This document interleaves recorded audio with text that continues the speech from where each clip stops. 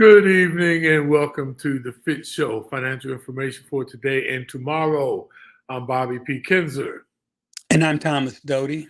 and we are the FITT Show, helping our people get their finances in shape. Welcome you all from the island of St. Kitts. That's where I'm at. And Doty, is Martha's Vineyard an island? Yeah. Yeah, so we're coming to you from two islands. Doty is at Martha's Vineyard, and I am at St. Kitts. And we are so happy to be here today. Welcome, everybody. Doty, I hope everybody, I put this link out there early. I hope people don't think that we are out of the country and we wasn't going to be on because I see some people getting on now. Okay, I was kind of wondering there for a minute. But welcome, everybody. This is the FITT Show. We try to provide you with as much information that you can use, news that you can use in your everyday life. We try to keep it simple. We try to put it where the goats can get it. Hopefully, if you have any kind of questions that you feel that you like to ask, please feel free to go out there on the comment box and put any type of comments that you have, any type of questions that if we're talking about something and you have a question, we really want you to do that because we like for this to be an interactive show, and that's the way that we can interact together. So hopefully you have some questions, some concerns, and if you have some ideas on other shows you'd like for us to do, please put it in that box because that makes a big difference.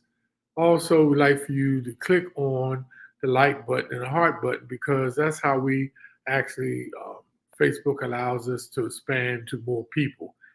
They just allow us to reach a certain amount of people, and the more clicks and the more comments you have in the box, the more they open you up to people in the universe. I myself have over 2,500 people on my Facebook, but they won't allow all of them in unless you actually go out there and put something out there. So really appreciate it if you do that.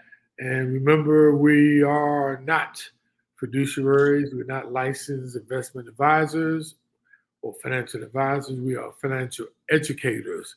So remember that we're not selling any products and we're just trying to provide you information. Sometimes we would let you know about some products, but it's not like we actually pushing them. We're just trying to give you some tips, and we're not pushing any products. I just want to make you aware of that. So, Dope, with all of that out the way, how are you doing today? I'm happy to be alive. You know, No, but I got to get the market. The market's kind of got me down the last couple of days. oh, not the market. I thought you were gonna give us some good news today, man. No good news Good today, news, my bad brother. news, the market. Okay, let's go to the market. Let's go to the top of the show with everyone's favorite, how we get this party started. Let's talk about the stock market, Dope. Let us know what's going on with this thing, Dope. Well, right now it's looking like there's going to be some interest rate cuts.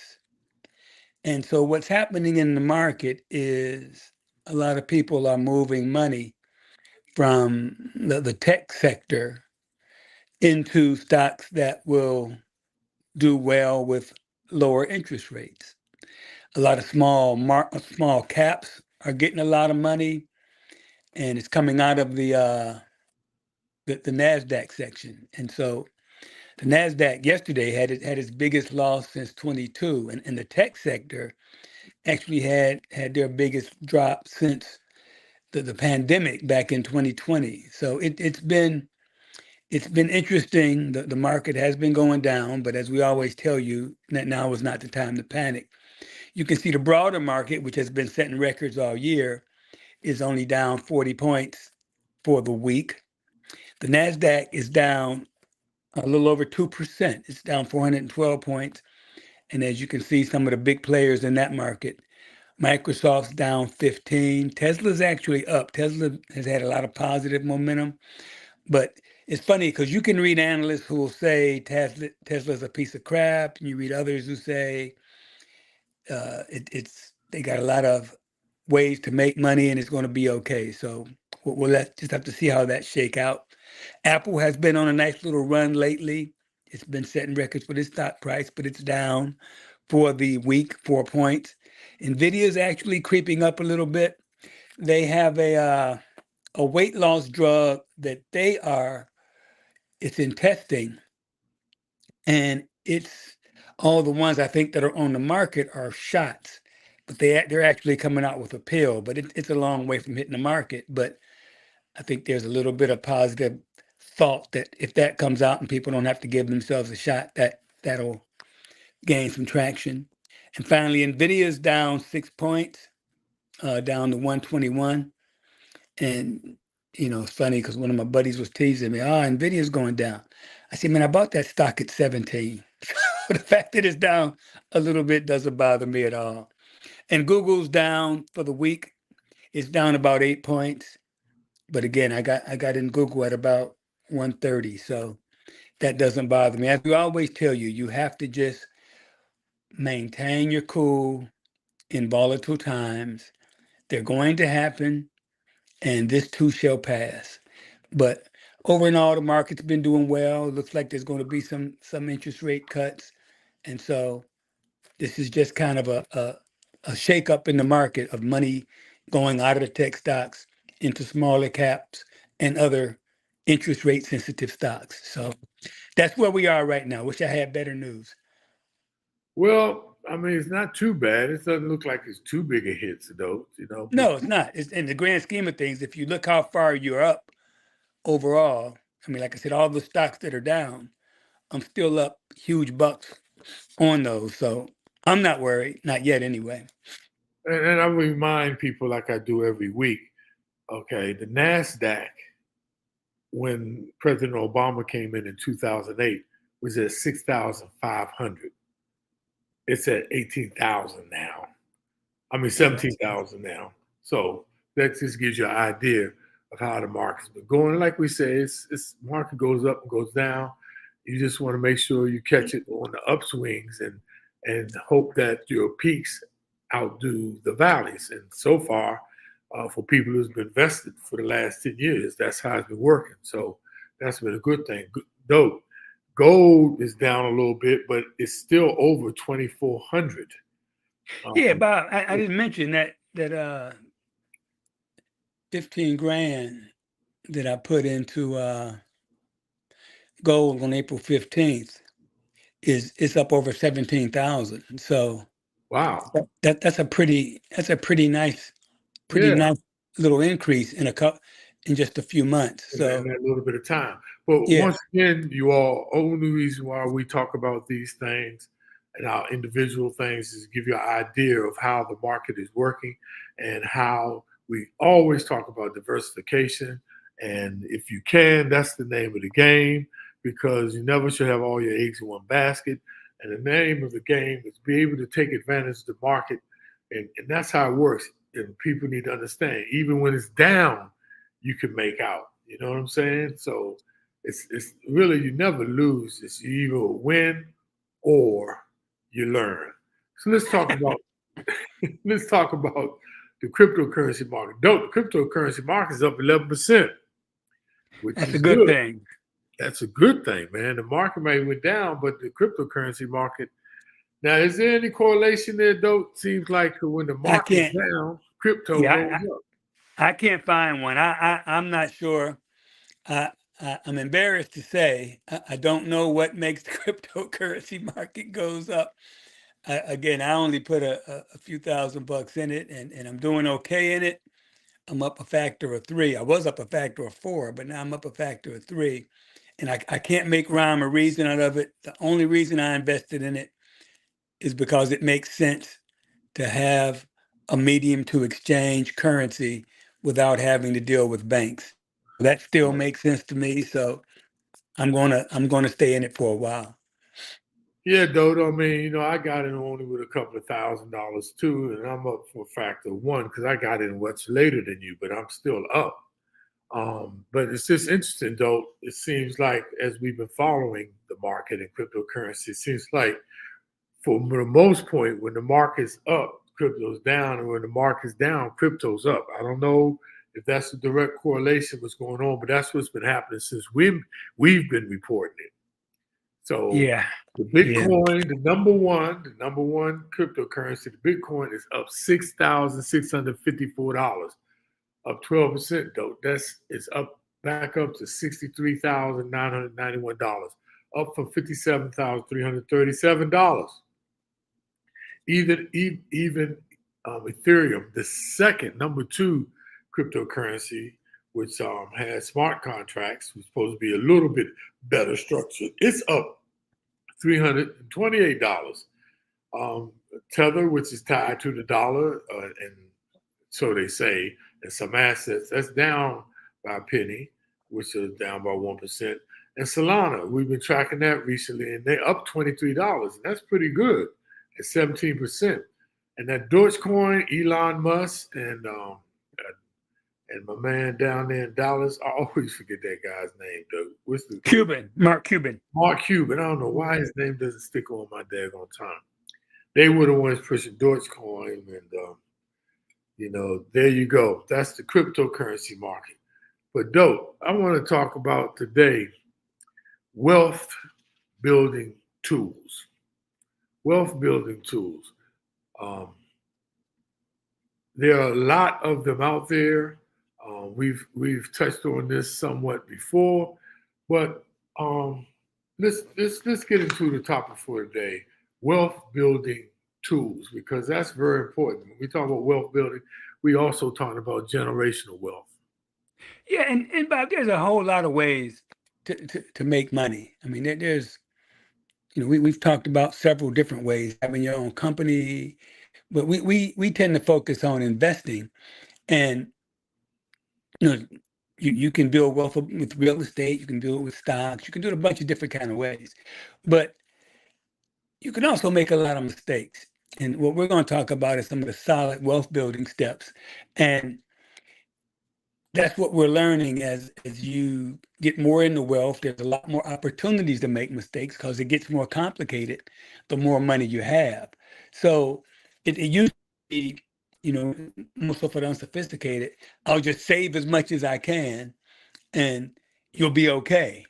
And that's true to a point.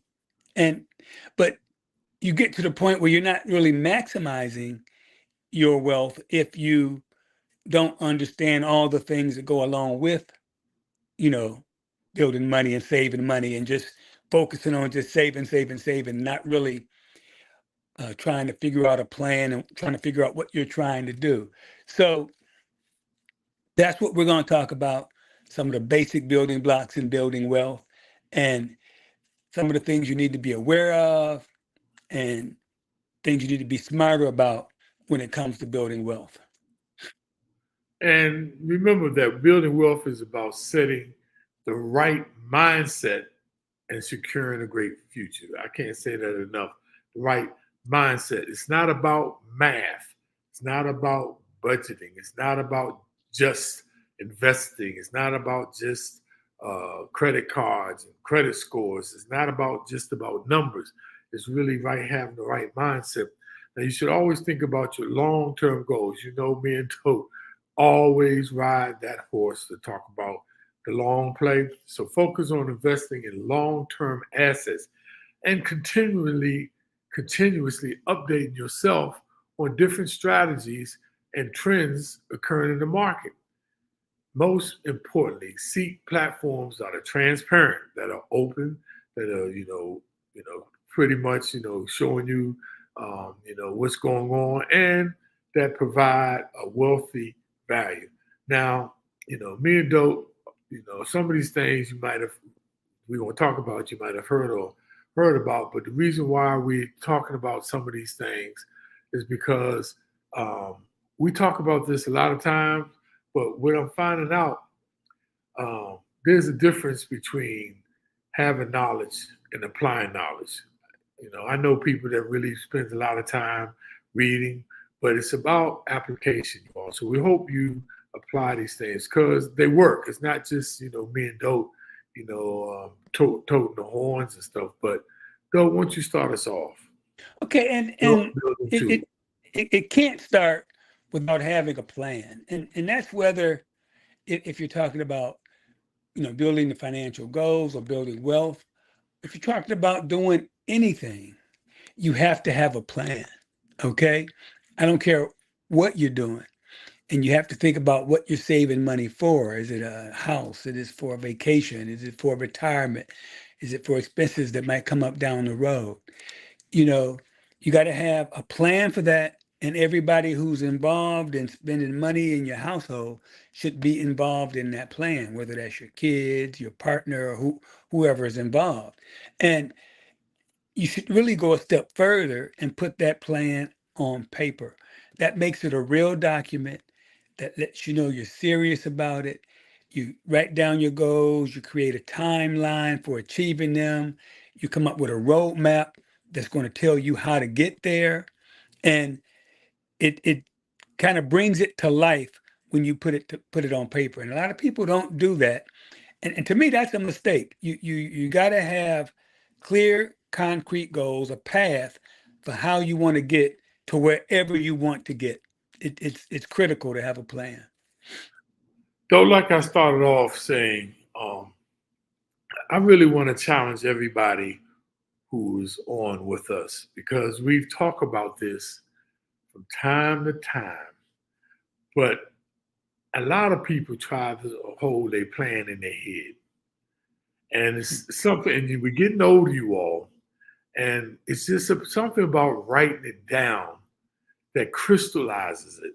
So I want to put the question to our listeners today of how many people actually have put their plan to paper. Now, I don't mean to be putting you out there, but you don't have to if you don't want to. But how many people really are writing their plan down? Because a lot of tough things we've talked about. It's been 2 years now, Doug. 2.5, almost working on 3, my brother. Wow. And we hope that you've been taking notes because there's so much to think about. And we talk about that all the time. So I just hope that you all are putting these plans and writing them down. Dope. But one thing you just mentioned, and it's very important, and it's about scheduling dedicated time to work on things. And when I say dedicated time to work on things, that means being able to work on things together. Now, wealth building just doesn't happen on its own. To make finances a priority regularly, set aside time to work on things together. So it's clear that all parties are dedicated to your financial goals. And one person isn't pulling all the weight while others are out to loot.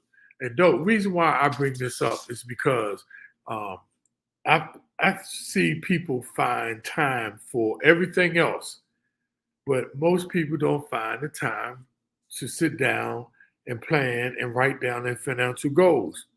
I see people looking for a car to spend like 3, 4, 5 months looking for the particular car and the right price that they want. I see people, planning their vacations for a whole year, where they want to go. But very seldom do I see people spend, extensive amount of time. And when I was an investment advisor, though, I would only meet with married couples together. And the reason why is because when you meet with just one, the other couple would not be on the same page, and then they would be fully aware of what the other person was doing, and it caused all kinds of dissension in the family. So it's so important that you actually schedule dedicated time and to work on things together. Now, I know in some families, some people are more better with numbers than others. Okay.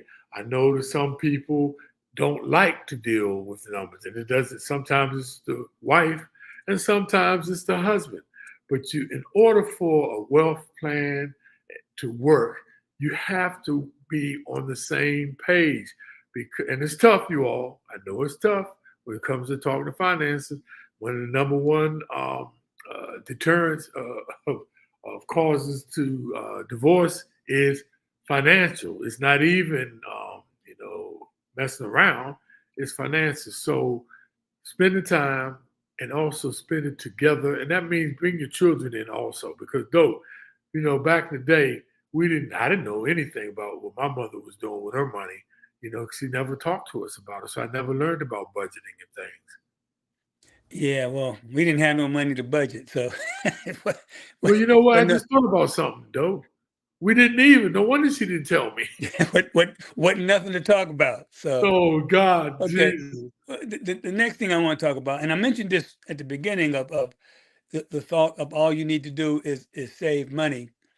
That is one of the steps involved. You do have to aggressively contribute to a retirement account. That's kind of a must if you plan on building wealth.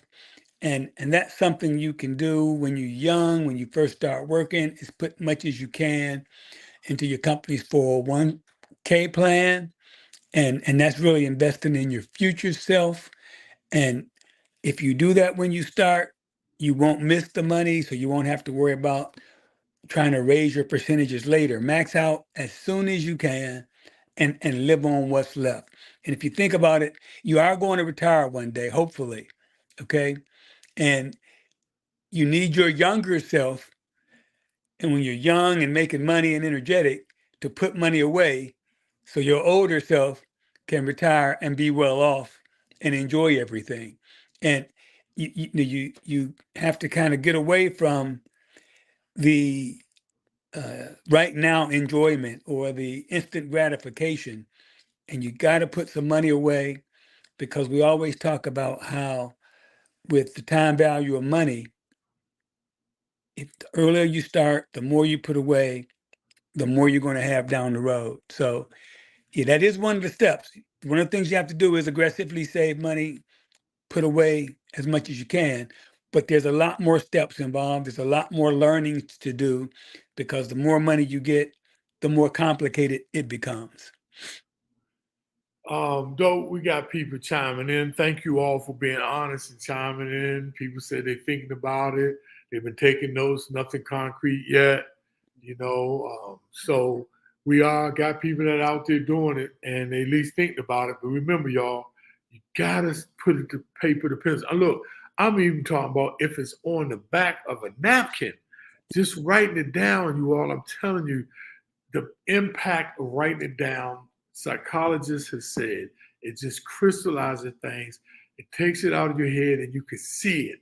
So, and then it's the roadmap. I know we talk about it all the time, but please, you all. Hey, Bob, and realistically, it's more important than putting it on the back of a napkin.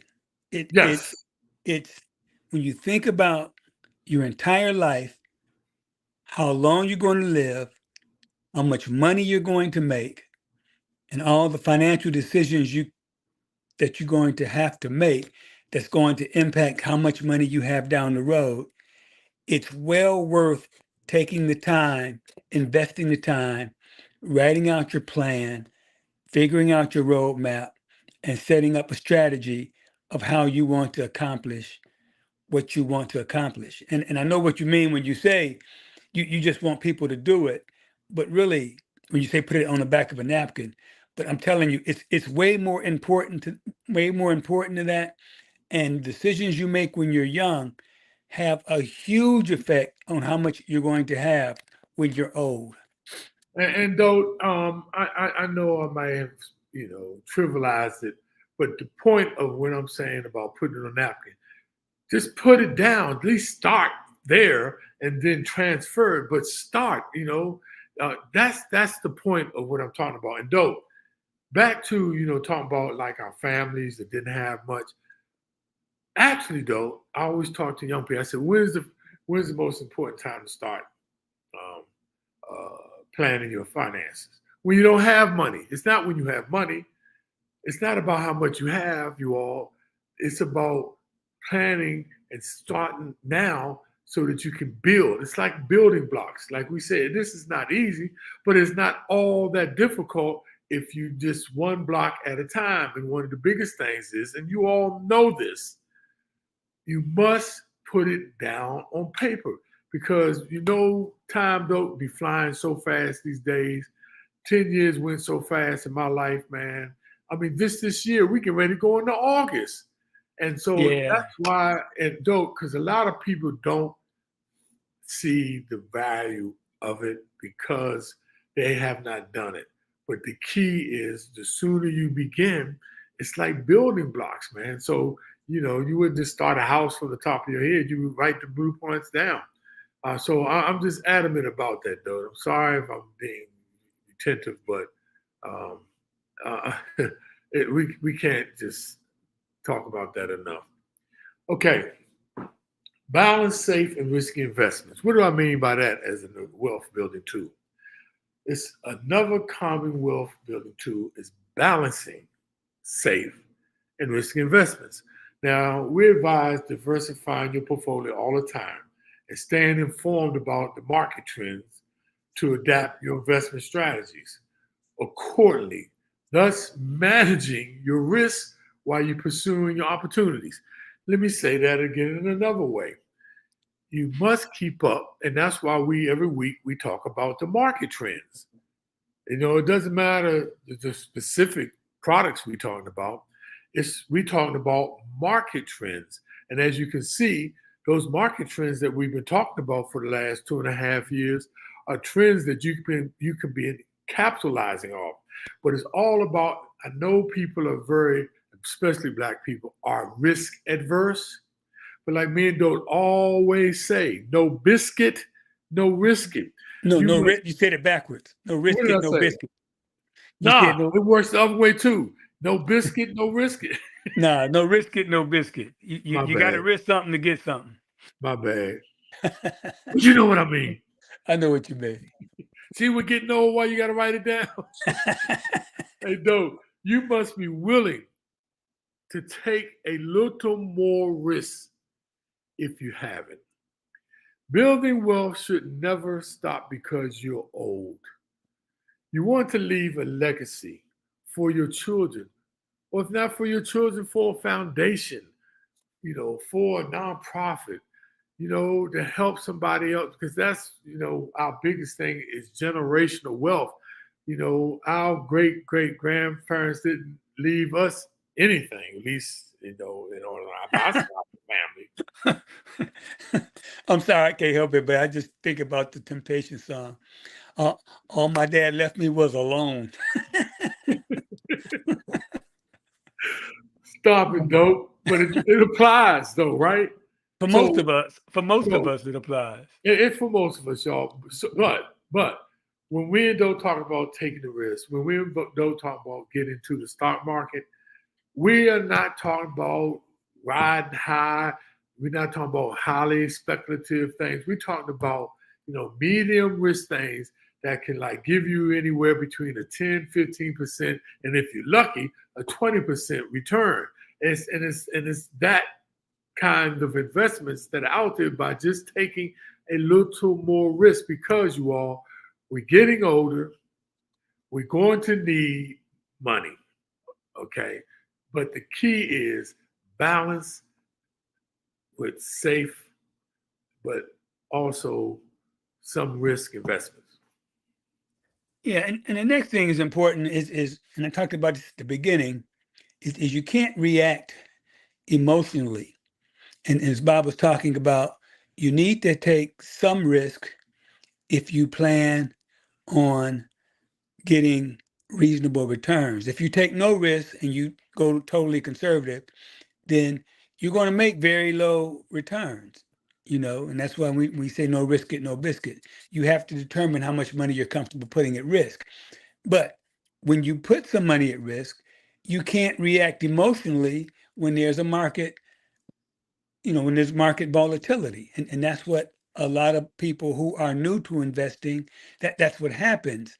They invest, some volatility comes along, and they immediately sell that investment during a downturn. And that's the opposite of what you should be doing. When there's a downturn is when you should be buying. And a lot of people bandwagon, and when things are going great is when they decide to get in. And we've told you time and time again, it's impossible to be able to time the market. It's impossible to do. So you can't make emotional decisions. You have to consistently and constantly invest in the market. Dollar cost averaging will help you buy more shares when it's down, buy less shares when the market's going up, but you have to continuously invest, constantly invest, and not react to market fluctuations. You make sound decisions, put your money in the right places, whether it's mutual funds, EFTs, or you just determine you want to buy some individual stocks, you buy good companies, and you let your money grow. And that's what you do. You don't try to time the market. You don't make emotional decisions. And you want your money to work for you. It don't. The guy president who started Vanguard, one of the biggest financial institutions out there, he said 10 years ago, if you put your money in something, just leave it there. He said, leave it in a mutual fund. He said this 10 years ago. And don't look at it. Don't look at it for 10 years. See, you got to build a solid financial foundation, you all. But what do I mean by solid financial foundation? And it's just understanding how to manage your money well. It's counterproductive if you overspending regularly, paying high interest on debt, or don't have any savings. It's hard. It's hard to build a foundation. Learning to be proactive and intentional with your finances help you clearly understand where your money is going and you maximize your wealth building goals. Now, I know some people on here, we talk about getting into the market, and some people don't know though how to get the best way to get into the market. We probably need to do a show on that dope because it's assumed that everybody understands that. But you got to get with a financial firm, and you got to connect your bank account and transfer money so that you can buy the stocks into there. We're going to talk about that. So don't let that be the deterrent you all into building yourself a solid financial foundation. Remember, overspending and high interest rates, I'm telling you, those credit cards, they're like albatross around your neck, but we can do this. Yeah, and you again, I talked about buying low and selling high, and that's a concept that's hard for some people to understand, but that's the reason why you want to invest continually and consistently, so you don't have to worry about that. I mean, in a perfect world, yeah, you'd buy when the stocks are low and you'd sell when they're high, but no one knows when that's going to happen, and that's why you constantly and continually invest, and you don't try to make emotional decisions or try again time in the market.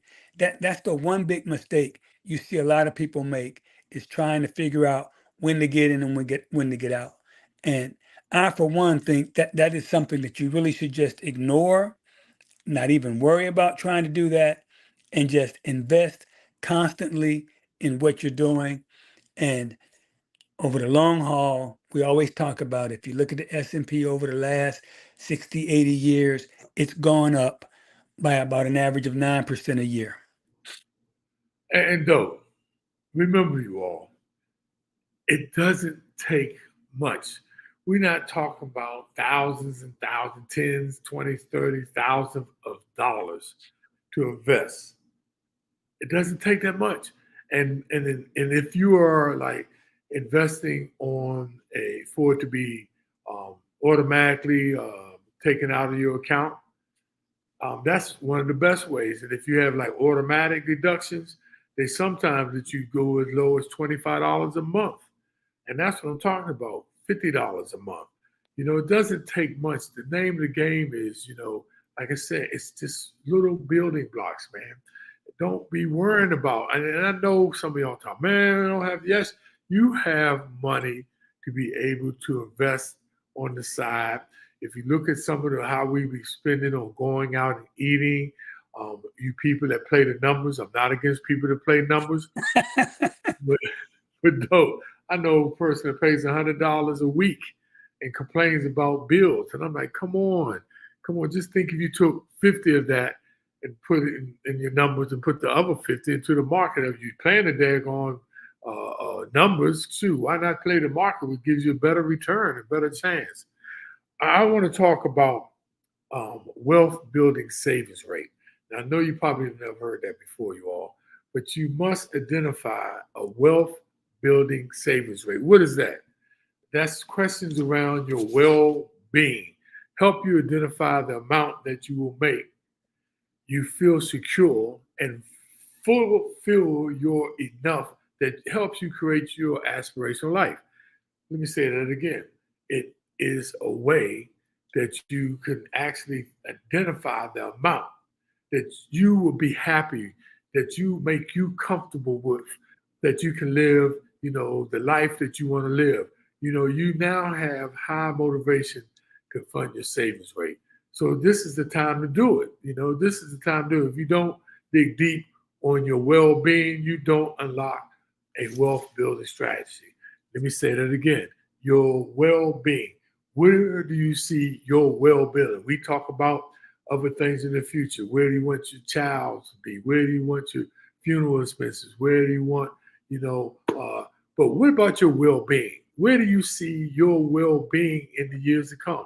That's what it's called the wealth building savings rate. How much is that going to take for you to be able to live the life that you want to do?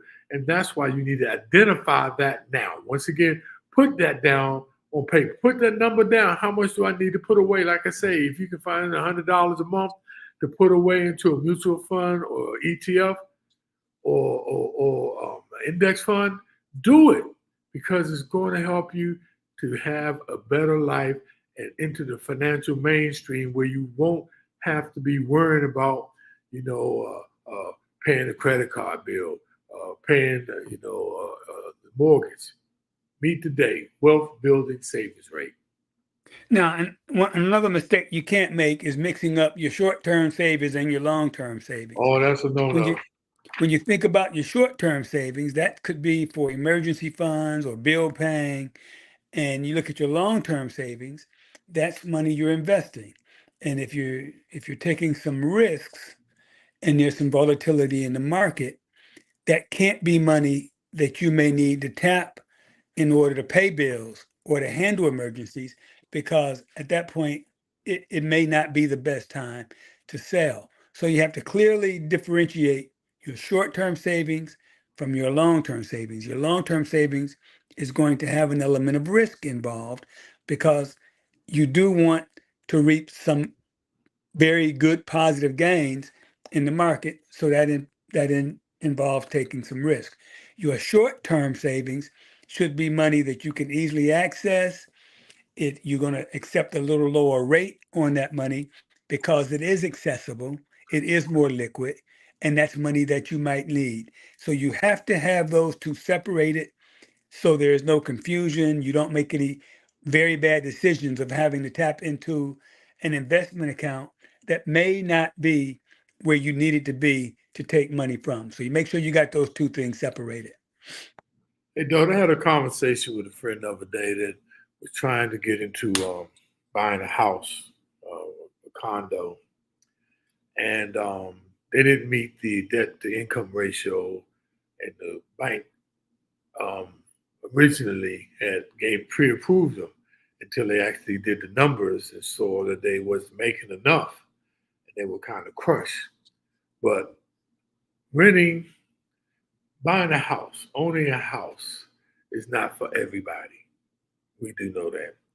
But renting rather than owning, homeowners have a 40 times higher net worth than renters. Now, renting is a pure expense for the rest of your life. And we do know that. But home ownership is buying an asset that historically appreciates in value and time. And of course, you all, the location is important. The type of home is important. The price point is important. The mortgage rates and the overall cost of a homeowner is paramount to considering maximizing the appreciation opportunity and minimizing the risk. All of those things we need to look at. We know everybody can't rent, and homeowners is definitely 40 times the net worth of renters. Yeah, if you got to pay, you may as well be contributing to something that you're gaining principal in, huh? Okay, and lastly, you have to understand your risk tolerance. And that is understanding how much risk you're comfortable with, how much risk you can tolerate, whether or not you can sleep well at night when the market is going down. A lot of people tell themselves they can be aggressive and that they want to go all in on the market, but in reality, they can't handle that, and that can lead you to make poor decisions. You have to say, okay, this is the amount of risk I can handle. We've talked about this before. On a scale of 1 to 10, I'm probably a 7, Bob's probably a 5, which means I can accept a little more risk than Bob. And there's people who are much uh, riskier than I am because I'm only a 7. So if you're a 9 or a 10, that means you're probably fully invested in the stock market. And I choose not to be fully invested, but I'd say I'm 70% invested. So I am fairly aggressive, but I can sleep well at night. When the market takes a dip, I'm not thinking about jumping off a bridge or or even worse yet, making a dumb decision. And the one where you, okay, I'm getting out because it's going down. It might get worse. And that's where you have to understand your risk tolerance. And all these things we're talking about, they it explains how complicated wealth building is. And I don't care how much money you make, you get to the point where you need to understand a lot more than most people do. And it's like even myself, and I wouldn't say I'm nowhere near an expert, but I know a little bit about money. You know, I got a master's degree, I'm a CPA, I've been investing for a long time, but I'm still amazed at the complexity involved in all the variables involved and all the things that you have to understand to stay on top of things. It's a massive effort. And I think that's what happens to a lot of us. We think all we got to do is save money and everything's going to be okay.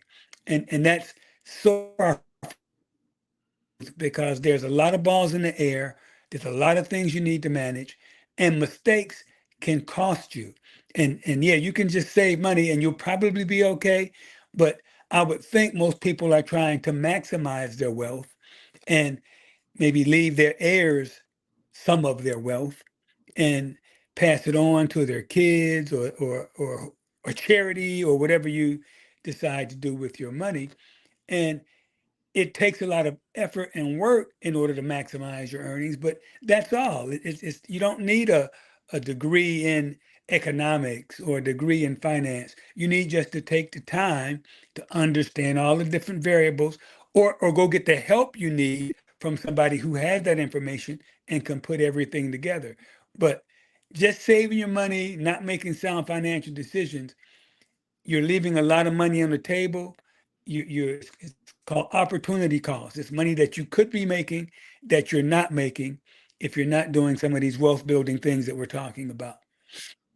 Wow.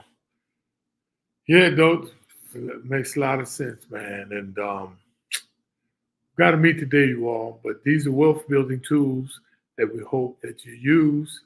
And so, Dope, let's go to the summary and takeaways. Talked a lot. Once again, Dope. But let's bring it home and try to summarize a little bit more for individuals.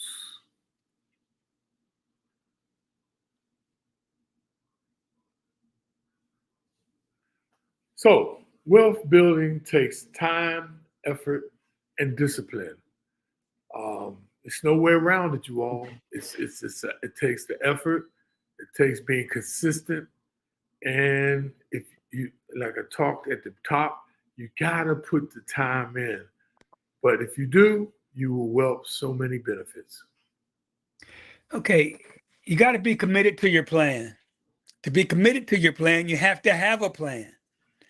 Take the time to create a plan and a roadmap for getting where you want to get, and then stick to it. We cannot stress it enough. understand your risks and your reward. And usually, the higher the risk, the higher the reward. It's just about how much are you willing to take, and no one can tell you that except you. Okay, you need to understand what your risk tolerance is, and then invest accordingly because there's so many products out there, but it's all based on according to what is in alignment with your risk taking. Yeah, and the more you wait, the more it takes. And there's a couple of different ways to look at that. The longer you wait to start investing, the more you're going to need to put away to reach your goals. And also, the more you make, the more information it takes to maximize what you're making and to make sure you're not losing in situations that you could be gaining. So the more you wait, the more it takes. So that was a whole mouthful, a whole lot for y'all to think about. Hope that helps you all this week. We'll be back next week, 159th show, though. We're on a roll. Thank you all for being with us today. Dope. Hope you continue to enjoy being in Martha's Vineyard as much as you can. And enjoy that. And as always, I would like to leave you with the quote of today. A man who asks a question is a fool for the minute. The man who does not ask is a fool for life. Have a wonderful day, ladies and gentlemen. You had me nervous. I didn't edit that one. That was a good one. For once, thank you. Yeah, I'll catch you next week. See you next week. Don't have a good time, man. Talk to you soon. Bye-bye.